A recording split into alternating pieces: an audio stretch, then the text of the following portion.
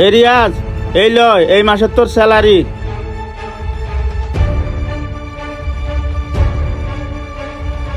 কি হলো ভাই, এটা আমার কয় টাকা দিলেন?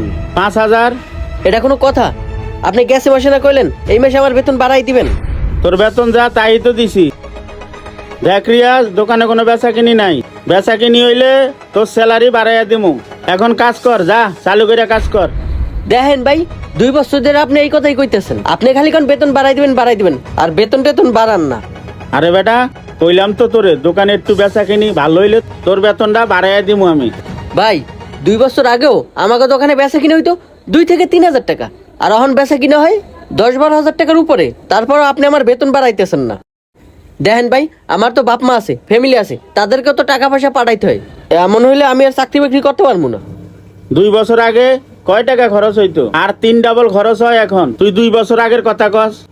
তুই একবারও হিসাব করছ? নিজেরটা তো 16 আনে হিসাব করস। তোর পিছনে দৈনিক কত টাকা খরচ হয় জানস? তোর পিছনে দৈনিক 50 টাকা খরচ হয়। আমাদের দোকান বিল, কারেন্ট বিল, তোর বেতন সবকিছু হিসাব করে তো বেতনটা দিতে হয়। কিরে, তোরা কি নিয়ে ঝগড়া করতেছস? আরে ভাই, দেখোস না ওর বেতন দিয়া দিছি, তারপরও দৈনিক জ্ঞানর করে, ওর বেতন বাড়াই দেই না কা। ভাই হোনেন, 2 বছর ধরে আমার কইতাছে বেতন বাড়াইবো, অহন পর্যন্ত বেতন বাড়ানোর নামগন্ধ নাই। আচ্ছা তুমি থামো। এ বন্ধু, তুই এর কয় টাকা বেতন দেস? আরে বন্ধু, ওরে 5,000 টাকা বেতন দেই। শোন, তুই এই মাস থেকে ওরে 10,000 টাকা বেতন দিবি। আরে বেটা, তুই কি আমার বন্ধু না ওর বন্ধু? তুই তো ওর পক্ষ হয়ে কথা কর। হ্যাঁ আরে দোস্ত, আমি ওর পক্ষ নিয়ে কথা কইতাছি না, আমি তোর পক্ষ নিয়েই কথা কইতাছি। দূর বেটা, তুই আইসা আরো ভেজাল লাগাই দিলি। আচ্ছা ঠিক আছে, আমি তোর বিষয়টা বুঝাই বলতাছি। এই শোনো, তুমি আমাদের জন্য চা নিয়ে আসো। এলো টাকা লাও, কাপটা ধুইয়া ভালো করে চা নিয়ে এসো। সাবধানে যাও। এই শোন, জসিমের দোকানে যা, কই দুধ চিনি বাড়াই দিয়া চা দিতে যা। দূর বেটা, তুই মাঝখান দিয়ে কি একটা ভেজাল লাগাই দিলি। এমনি দোকানে বেচা কিনি নাই, আর তুই আইসা ভেজাল লাগাই দিলি। আমার কথা শোন, ওরে যদি তুই 5,000 টাকা বাড়াই দাও, তোর লস হইব না, তোর লাভ হইব। তখন তোর বেচা কিনে হয় কত?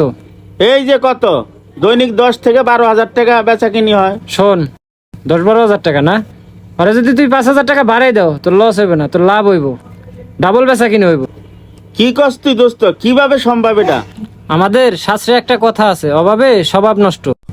এই যে পোলাপানগুলা ভাতের অভাবে, দারিদ্রতার অভাবে, কাপড়ের অভাবে কাজ করে, এই পোলাপানগুলা যদি যথেষ্ট পরিমাণ পারিশ্রমিক পায়, তাইলে ক্যাশের থেকে টাকা পয়সা এদিক সেদিক হবে না। ওরা যখন খুশি থাকবো, দেখবি কাস্টমার ধরেই না তোর দোকানের মাল বেচা কিনা করবো। তখন তোর দোকানের বেচা কিনা আরো দ্বিগুণ হয়ে দেবো। তুই জানোস, আমার দোকানে 5 জন কর্মচারী খাটে। আমি এক একজনের বেতন দেই 15 থেকে 20,000 টাকা। ওরা খুশি থাকে, আমার বেচা কিনাও দ্বিগুণ থাকে, আর আমার ক্যাশ থেকে টাকা পয়সা এদিক সেদিকও হয় না। তুই জানোস, আমার দোকানে আল্লাহর রহমতে প্রত্যেক মাসে প্রচুর টাকা বেচা কিনা হয়। শোন দোস্ত, আমার কথাটা একবার মাইনে দেখ, দেখবি তোর দোকানেও আল্লাহর রহমতে বেচা কিনা অনেক বাইরে গেছে। পরের মাসে আমারে কবি, বন্ধু তোর কথা রাইট ছিল। দোস্ত, আমি তোর এবার বুঝাইতে পারছি? আচ্ছা ঠিক আছে দোস্ত, তোর কথাটা আমি মানলাম। দেখি একটা মাস কি হয়।